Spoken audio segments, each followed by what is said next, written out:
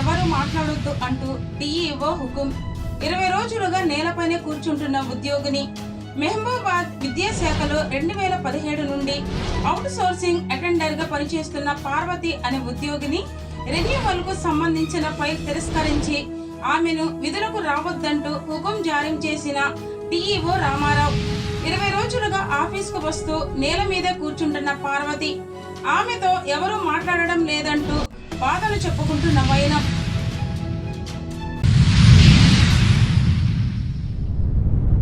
రాజీవ్ గాంధీకి నివాళులర్పించిన సోనియా గాంధీ. భారత మాజీ ప్రధాని రాజీవ్ గాంధీ 33వ వర్ధంతి సందర్భంగా మంగళవారం ఉదయం ఢిల్లీలోని వీర్ భూమిలో కాంగ్రెస్ పార్టీ అధ్యక్షుడు Mallikarjun Kharge, Congress parliamentary party chairperson Sonia Gandhi, ఆ పార్టీ ఎంపీ రాహుల్ గాంధీ ఆయనకు నివాళులర్పించారు. పి చిదంబరం, సచిన్ పైలట్ వంటి ఇతర కాంగ్రెస్ నేతలు కూడా దేశ రాజధానిలో మాజీ ప్రధానికి నివాళులర్పించారు.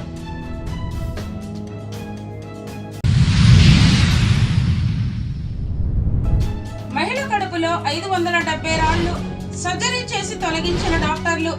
అంబేద్కర్ కోనసీమ జిల్లా అమలాపురంలో ఓ మహిళ గాల్ స్టోన్స్ సమస్యతో తీవ్ర ఇబ్బంది పడడంతో ఆసుపత్రిలో జాయిన్ కాగా వైద్యులు సర్జరీ చేసి కడుపులో నుండి 570 రాళ్లు తొలగించారు.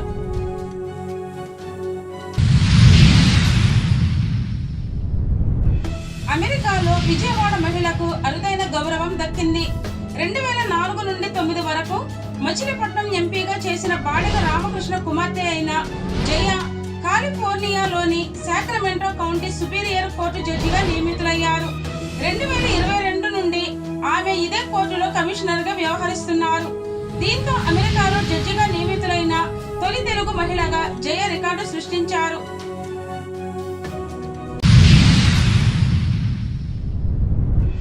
దివంగత నేత మాజీ ప్రధాని రాజీవ్ గాంధీ 33వ వర్ధంతి సందర్భంగా సీఎం రేవంత్ రెడ్డి నివాళులర్పించారు. హైదరాబాద్ సోమాజిగూడలో రాజీవ్ విగ్రహానికి సహచర నేతలు బట్టి విక్రమార్క, జానారెడ్డి, విహెచ్ఐతో కలిసి పూలమాల వేశారు. దేశాభివృద్ధికి రాజీవ్ గాంధీ ఎంతో కృషి చేశారు. ఆయన మహనీయులని సీఎం ఈ సందర్భంగా కొనియాడారు.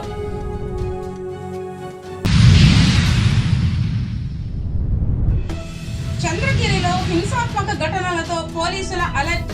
సమస్యాత్మక కేంద్రాలను గుర్తించి హార్డెన్ సెర్చ్.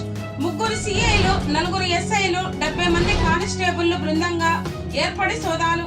ఇళ్లు, దుకాణాల్లో మారణాయుధాలు, నేరాలకు ఉపయోగించే వస్తువులను గుర్తించే పనిలో పోలీసులు. రెచ్చగొట్టే వ్యాఖ్యలు చేస్తే కఠినమైన చర్యలు తప్పవంటున్న పోలీసులు.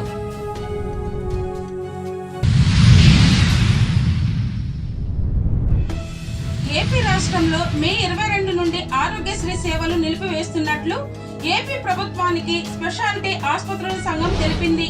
ఈ మేరకు సోమవారం ఓ లేఖ రాసింది. ఆరోగ్యశ్రీ ట్రస్ట్ సీఈఓ లక్ష్మీ షాకు రాసిన ఈ లేఖలో పెండింగ్ బిల్లులు చెల్లించకపోవడాన్ని ప్రస్తావించింది. మే 22 నుండి ఏపీలోని వివిధ ప్రైవేట్ ఆసుపత్రుల్లో ఆరోగ్యశ్రీ సేవలు నిలిపివేస్తామని స్పష్టం చేసింది.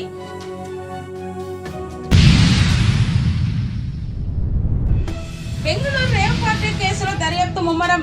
డ్రగ్స్ పై ఆరా తీస్తున్న బెంగళూరు పోలీసులు. రేవ్ పార్టీలో పట్టుబడి వారి శాంపుల్స్ సేకరించే పనిలో పోలీసులు. రేవ్ పార్టీ ఏర్పాటు చేసిందెవరు అనే దానిపై ఆరా.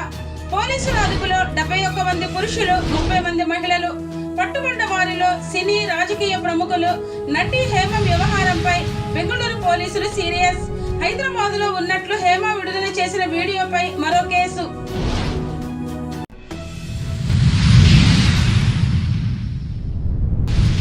ఈసీ ఆదేశాలను ఉల్లంఘిస్తూ ఎన్టీఆర్ జిల్లా మైలవరంలోని హెచ్పీ పెట్రోల్ బంక్ బాటిల్స్ లో పెట్రోల్ విక్రయించింది.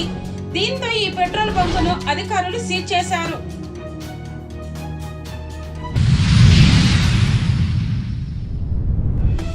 నైరుతి బంగాళాఖాతంలో అల్పపీడనం. 24 గంటల్లో వాయుగుండంగా బలపడనున్న అల్పపీడనం. ఈశాన్య దిశగా కదులుతూ బలపడనున్న అల్పపీడనం నైరుతి బంగాళాఖాతానికి ఆనుకొని తమిళనాడు పరిసర ప్రాంతాలపై ఉపరితల ఆవర్తనం. 5 రోజుల పాటు ఏపీలో ఉరుములు మెరుపులతో కూడిన వర్షాలు.